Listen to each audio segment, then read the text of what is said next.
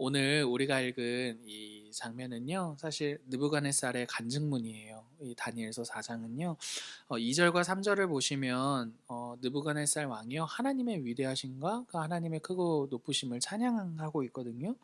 근데 그가 이렇게 하나님을 높이고 찬양하게 된 이유를 4절 이하부터 쭉 설명해내는 게 오늘 우리가 읽은 이 본문의 내용이라는 거예요.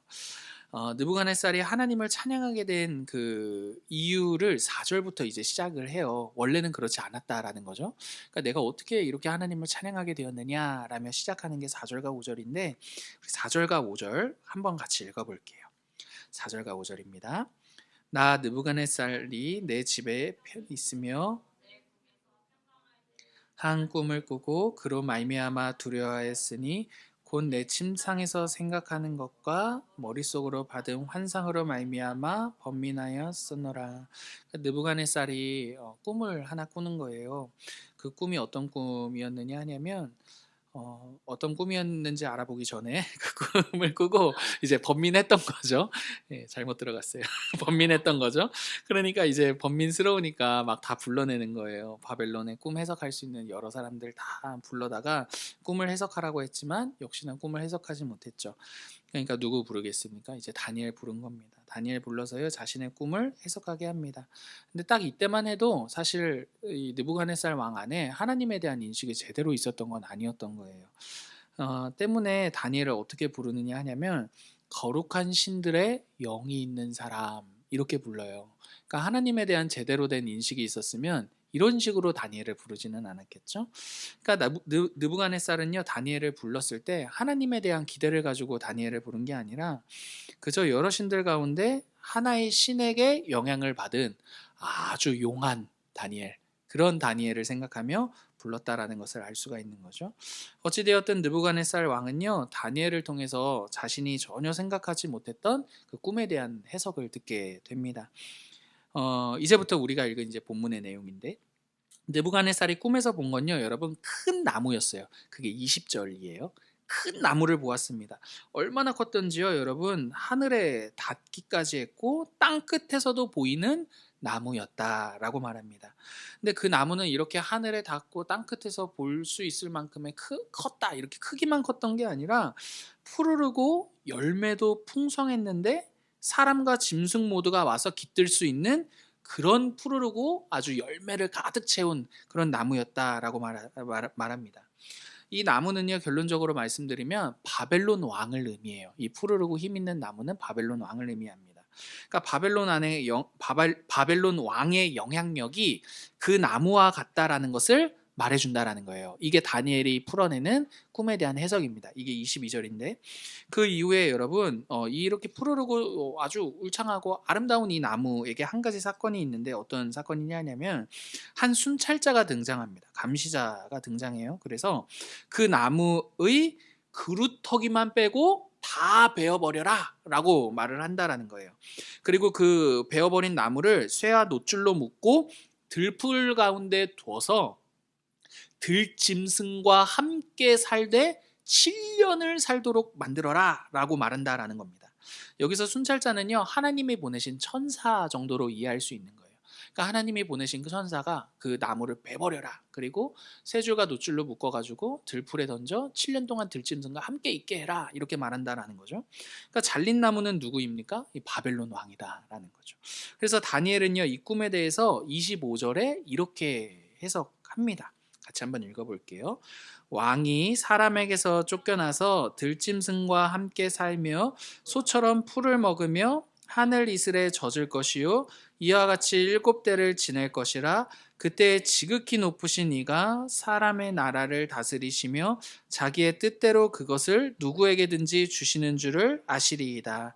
25절은요 꿈의 핵심이 등장하고 있어요.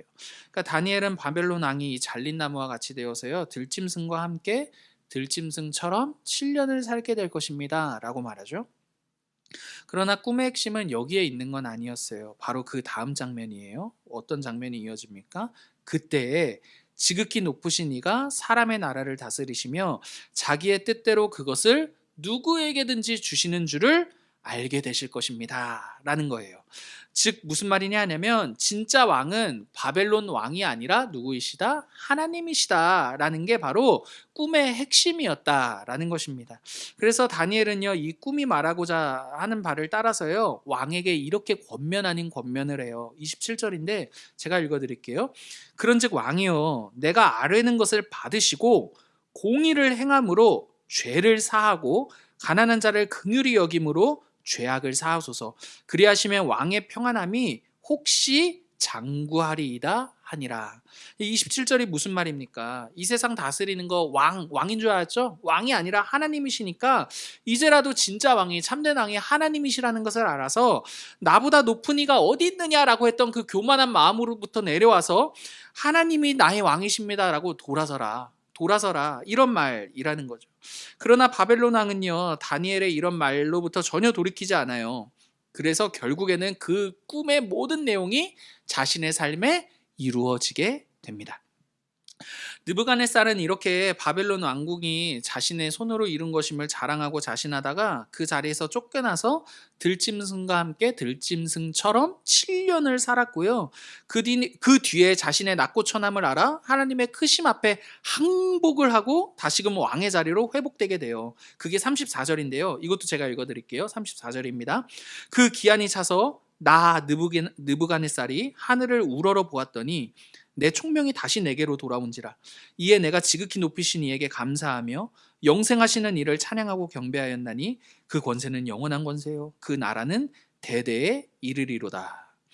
그러니까 느부갓네살은요 이전과 같이는 이제 생각할 수 없게 된 거죠. 이전에 이 나라 이거 내 거지, 내가 잘해서 만든 거지, 내 자랑이고 그렇게 자신감 있었던 그 모습과 태도, 그런 태도를 전혀 이제는 생각할 수가 없게 되었다라는 거예요.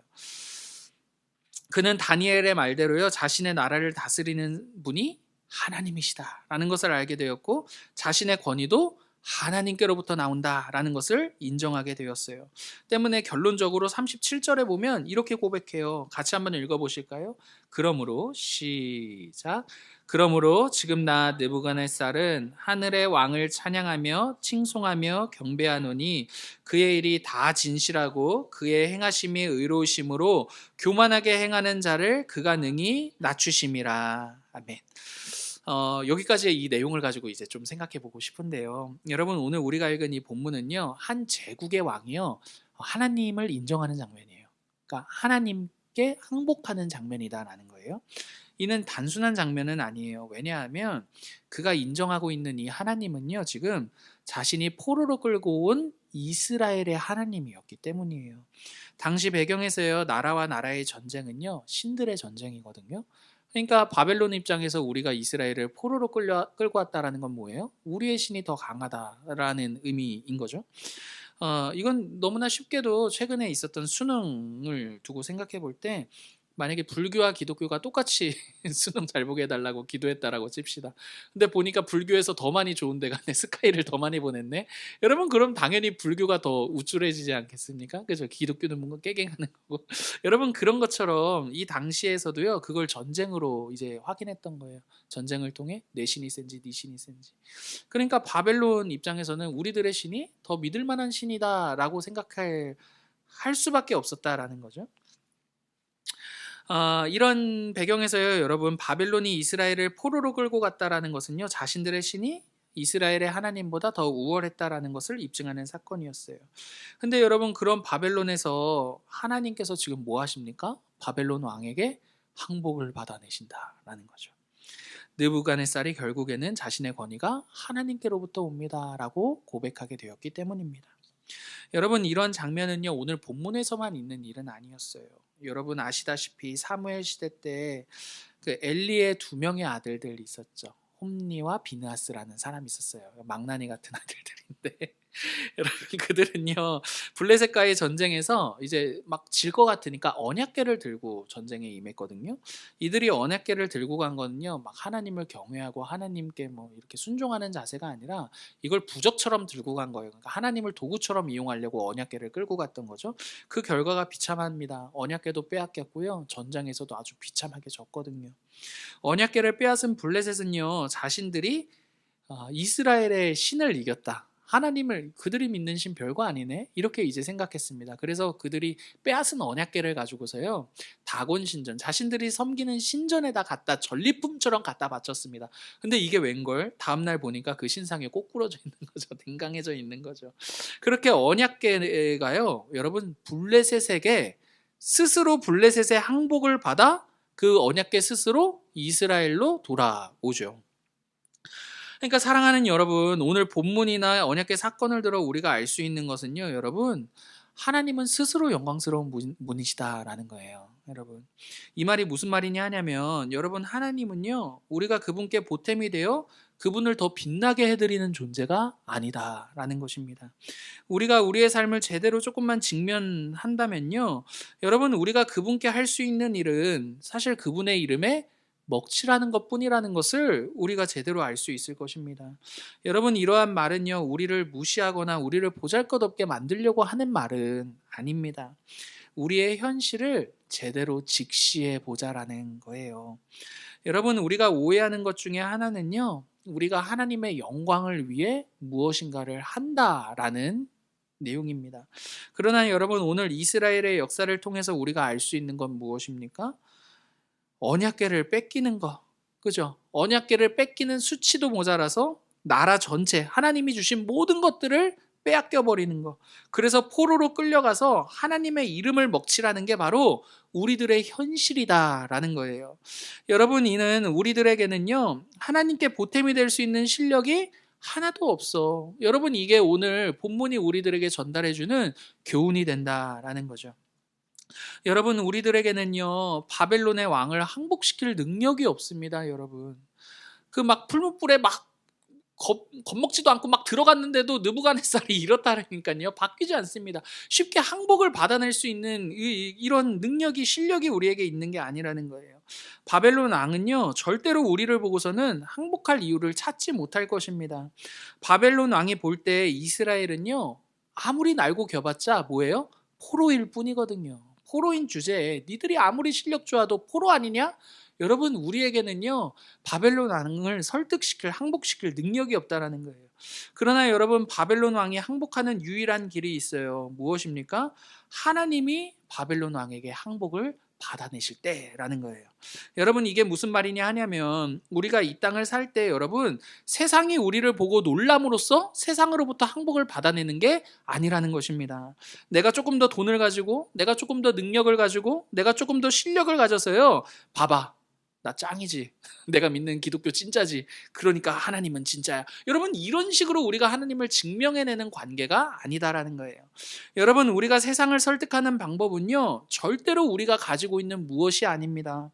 세상이 우리를 보고 놀라는 유일한 길은요 우리 인생에 그럼에도 불구하고 우리와 같이 연약하고 보잘것없는 우리와 같은 그 인생 가운데에서도 우리와 함께 하시는 누구 때문에? 하나님 때문이다라는 거예요.